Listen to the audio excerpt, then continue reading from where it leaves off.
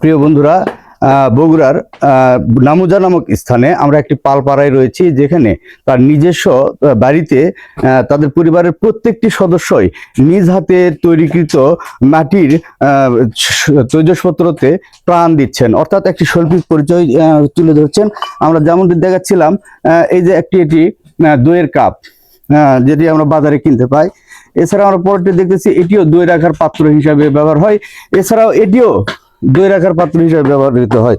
অর্থাৎ এখানে তিনটি পাত্রই দই রাখার পাত্র হিসেবে ব্যবহৃত হচ্ছে। তারা তৈরি করছেন তাদের শিল্প চর্চা শৈল্পিক ছোঁয়া দিয়ে।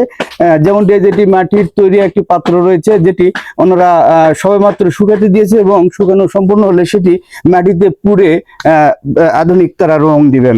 আমরা এখানে দেখতে পাচ্ছি আমাদের এক দিদি ভাই রয়েছেন। দিদি ভাই, কেমন রয়েছেন? ভালো।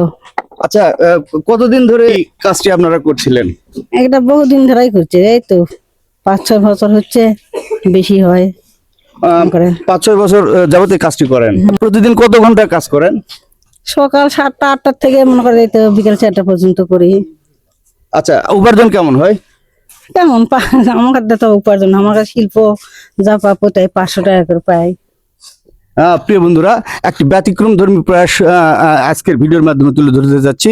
আমাদের এই মারা যারা রয়েছেন বা দিদি ভাইয়েরা যারা কাজ করছেন এই ধরনের কারখানায়, তারা সারাদিন পরিশ্রম করে কিন্তু সঠিক পারিশ্রমিক পায় না। এই ভিডিওর মাধ্যমে যথাযথ কুটির শিল্প ব্যবস্থাপনা বা মন্ত্রণালয় রয়েছেন বা সরকার রয়েছেন, আমি সবাইকে আমন্ত্রণ জানাচ্ছি এ ধরনের শিল্পীদের দিকে যথাযথ উদ্যোগ নেওয়া হোক, তাদের শৈল্পিক ছোঁয়ায় গড়ে উঠুক আমাদের নতুন বাংলাদেশ। এই প্রত্যাশা আজকে বিদায় নিচ্ছি। ততক্ষণ সবাই ভালো থাকবেন, সুস্থ থাকবেন, এই কামনায় আল্লাহ হাফেজ।